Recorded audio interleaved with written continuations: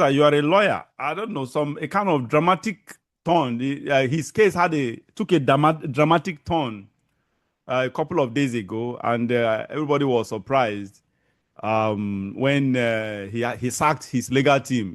I remember we talked about his legal team when he appointed former Attorney General of the Federation, Kanu Agabi.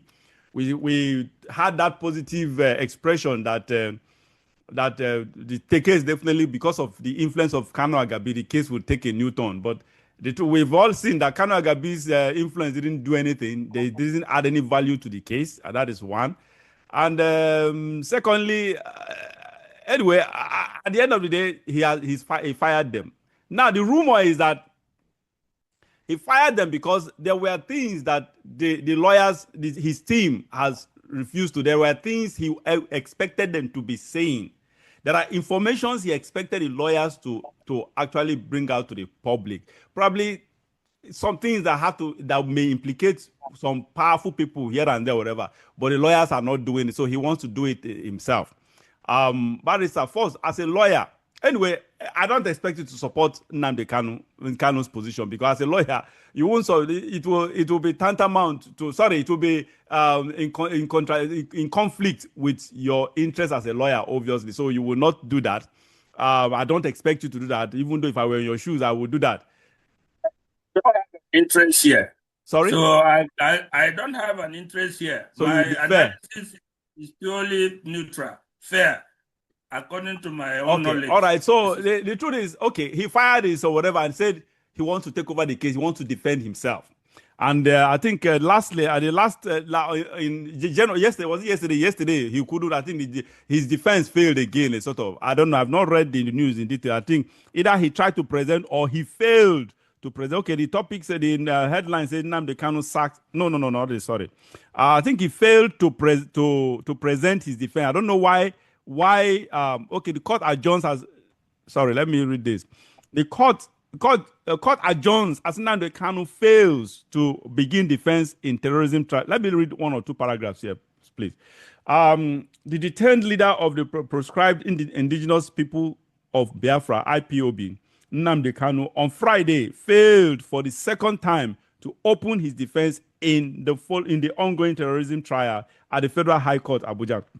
Kanu, who had earlier opted to represent himself, told Justice James Omotosho that he had not received his case file from his disengaged legal team. Okay, that's the problem. Okay, that is not his fault. So his legal team has not actually given him or whatever. Now, first, I will ask a follow-up question, but I need you to answer this. You as a lawyer, is it a right decision for a client, not just any client, someone like Kanu, Nnamdi Kanu, to disengage his legal team and rather chose to defend himself? First and foremost, nobody is under compulsion to engage a lawyer to do his case for him. It's your free right as a citizen. You can defend yourself by yourself or by the means of your solicitors or lawyers. And at any point in time, because you have the freedom of choice, you also have the freedom to disengage. You have the right to defend yourself. But the court process is a technical process, which means that for you to optimally defend yourself, you must have a minimum knowledge of the technical processes that go with the court.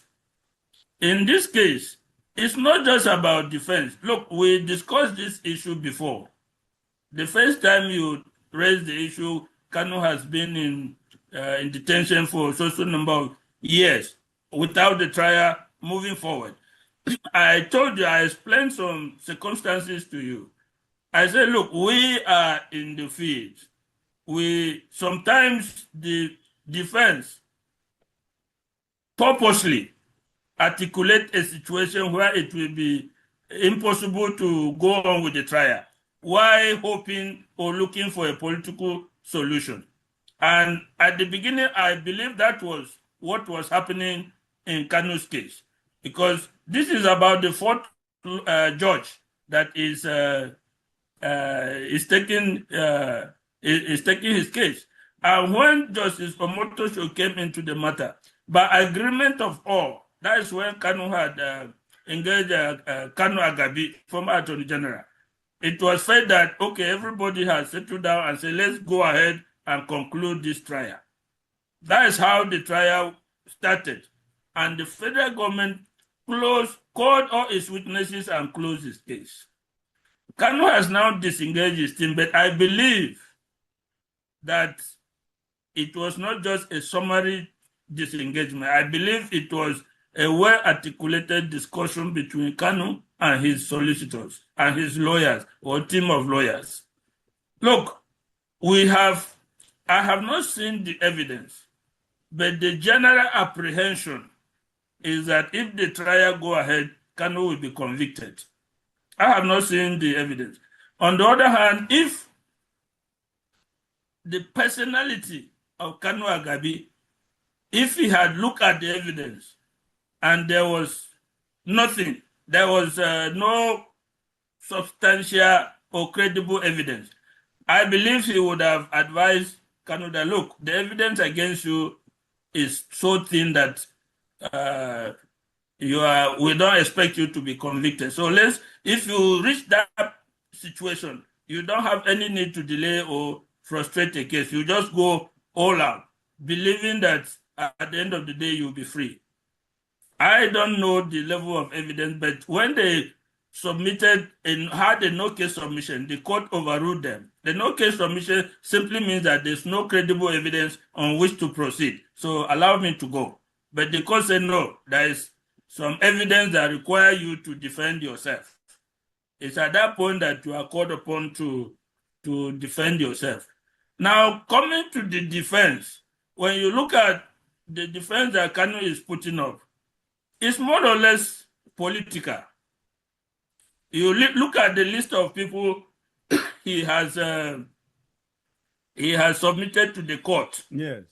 I was coming to that. Former Minister T.Y. Danjuma, Wike, this and that, Obasanjo, and the rest. Now, number one, most of these witnesses are not compellable.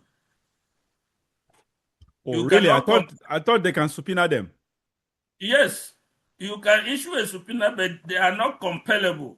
You cannot compare. A subpoena simply means that under force, the court requires you to come and give evidence under pain of arrest.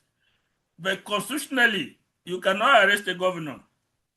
Yeah, okay, so yes. Even if you issue a summons to the governor, he may choose to come and he may choose not to come. And you cannot do, the court is helpless in a situation like that.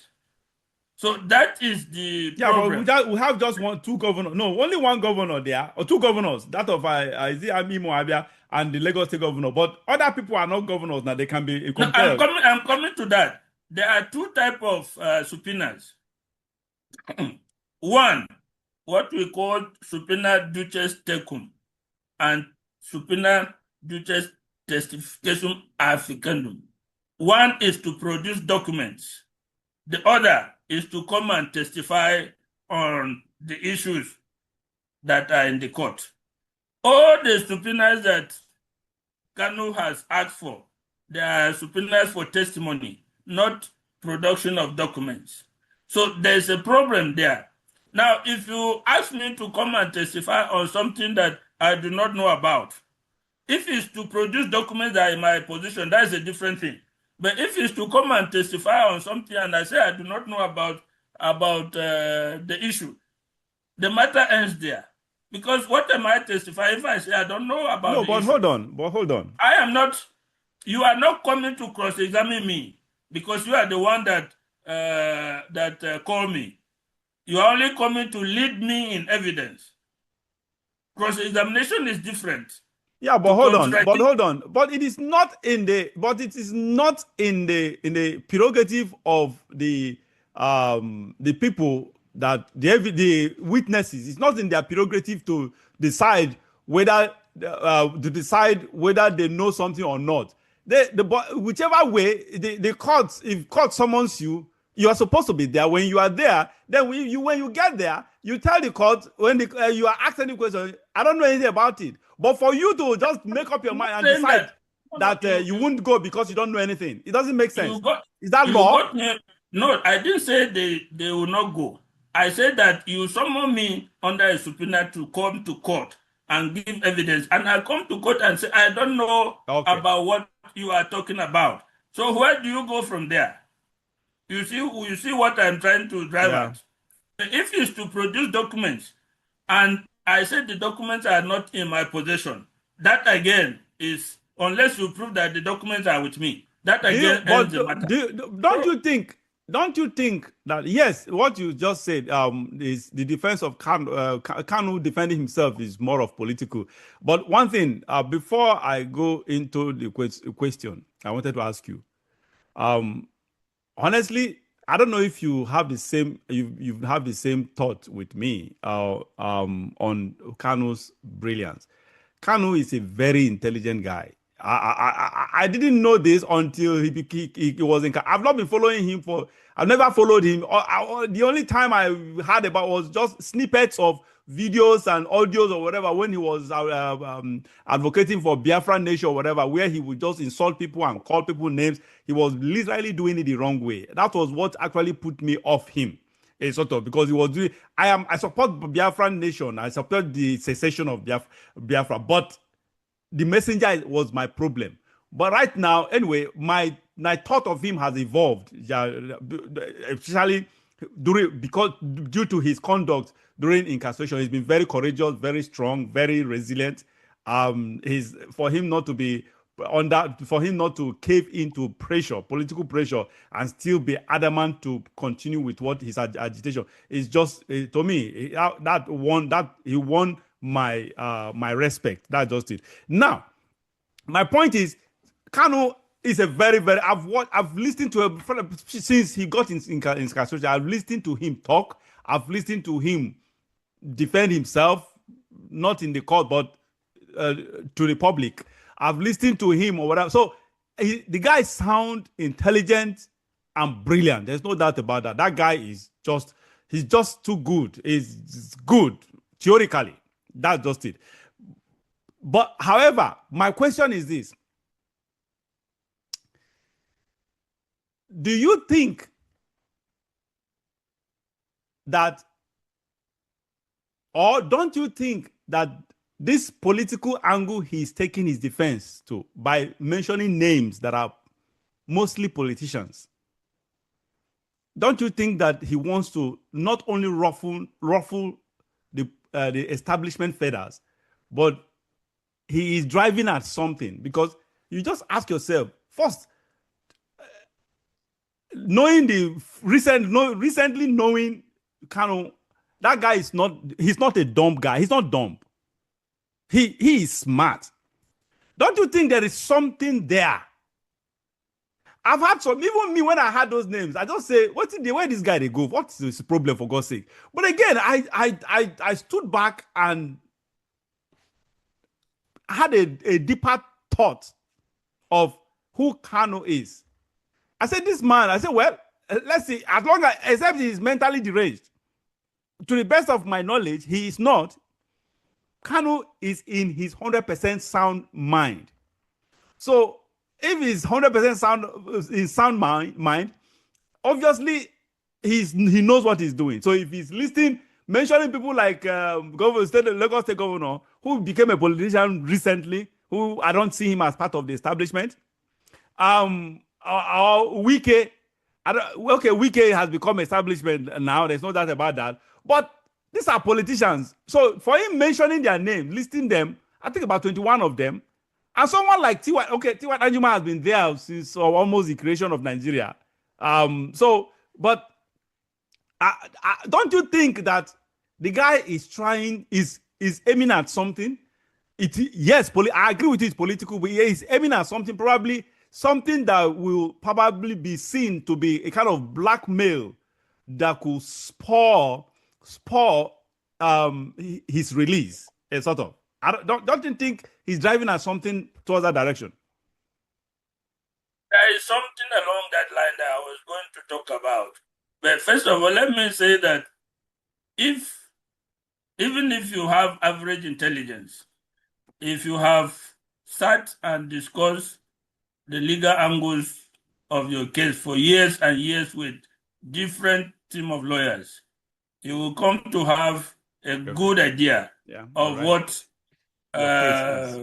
what your case is and the possible defenses. And Kanu has had a lot of lawyers and he has had a lot of time, years and years, to discuss his case with them and the way it should take. So I'll not be surprised some of the things he says in the court. But having said that, let me come back to the issue of the subpoena. When you issue a subpoena, if it is not for document, then you have to indicate there the nature of the evidence you want the person to come and testify. For instance, in case of T.Y. Danjuma, he has expressed the view before that people should arm themselves and defend themselves in the face of the killing that has been happening. And that is the angle that the subpoena to him is supposed to take. I have not seen the angle of all the other witnesses, but I saw that of T.Y. Danjuma. I should come and testify on his public statement that people should be able to defend themselves. Now, when you have something like this, why I say it's political is that at the end of the day, maybe he will get just 4 or 5 of those people to come and testify, and that will become an issue. For instance, Wike has already said that he has not seen any summons, but if he sees summons, he can go and give evidence. But there are people like Obasanjo, there are people like T.Y. Danjuma, there are others. Obasanjo's name is there too?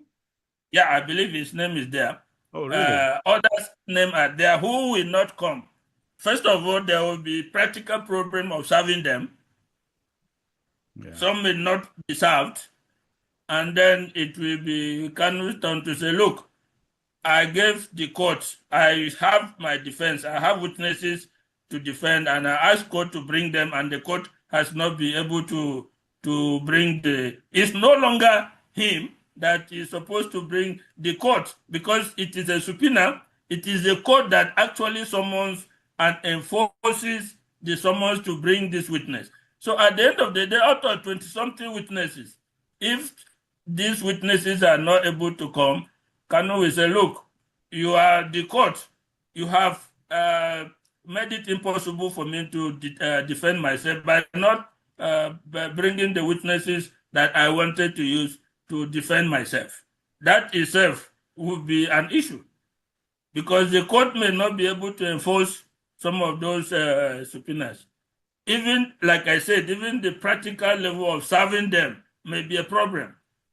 And so are you saying that if the court is not able to summon these people, these witnesses, it's in Kanu's favor? Is that what you're saying? Well, as a defendant, he has asked the court to summon them. Yes. It's his right to issue a subpoena. So they are now, it is the responsibility of the court to bring these witnesses to the court by a subpoena, and if you refuse a subpoena, the court will issue an arrest warrant for you to be arrested and brought to the court. So it is outside the hands of Kanu. Only the voluntary witnesses are his responsibility. The witnesses to be summoned on subpoena are the responsibility of the court. No, but my question, I need you to answer me clearly. So you mean that at the end of the day, if these witnesses are not, the court is not able to summon them successfully to the court, it means that it will play in Kanu's favor? Is that what you're saying, legally? It is a strategy I am telling you that will unfold. Yeah, I'm trying to confirm that is the strategy. That's why I asked this is the question. Exactly. That is the strategy I'm trying to analyze. That is what is operating at their mind. As a strategy, they will now say, okay, I am not able to fully defend myself because you cannot bring my witnesses to court. So that is part of the strategy.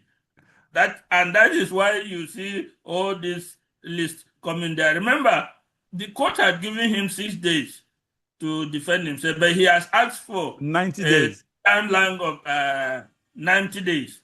Yesterday, when he was asked to defend himself because of the fire issue, the matter was adjourned, I think, on Monday. Again, they are coming back to court on Monday. Now, you have voluntary witnesses that he can call by himself, who have agreed, who will sign a witness deposition, and they will bring it to court. And then this set of witnesses that the court must call. So it is part of a strategy. But let's look at the overall case. He was first charged for treason. Then they amended the charges to terrorism. And if you look at the Terrorism Act, I myself, I have so many videos where he has put himself clearly that he is the leader of the IPOB. I have videos, and the videos are all over there. There are hundreds and hundreds of videos. So are you telling me that you as a lawyer, based on the one you already have as a lawyer, on the platform, the evidences you have on the platonic level, are you saying that the government really have a case against Kanu? Is that what you're saying? Let me give you an example. If you are saying, if you came out, you say, I have an organization, the IPOB, and you have the military wing, Eastern Security Network, and you came out, you made a video which you circulated and say, on social day, anybody you see in police uniform, kill the person. Anybody you see in military uniform, kill the person. Oh, he said that? He did not, These are very open. I have the videos I can send to you. The videos, if you look through the social media, there are hundreds and hundreds of videos during his broadcast. So when you look at that, what is the problem? So why is it? No, hold on. Because my problem is that why I believe that government has always he's been incarcerated even when has been granted appeal court. You know that appeal court didn't grant him bail, but they actually struck out the case and asked him to go. But government has refused to release him. Now I think what my thought has been, the government has refused to let him go because they don't have any case against him. If they have some kind of evidence, if you, as an outsider lawyer, can have tangible evidence from the public, you got your evidence from the public, just like I can get it from the same source. If you have such, so why is the government not really prosecuting Kanu? And that is one. Secondly, hold on. Why did the appeal court, I've forgotten the lady, the woman that set him free. Why did the appeal court strike out the case in his favor? This case that he is facing today has not been struck out. These are charges. What happened at the appeal court? The appeal court asked him to go, not even bail. That was a different scenario. And number two, a discharge is not the end of a case. It's only when you are discharged and acquitted that a case can no longer be brought against you. Yeah, but at least he was discharged. An ordinary discharge does not preclude another charge being. Yeah, but why? No, this charge that was supposed to be at least he was supposed to be released. That's it.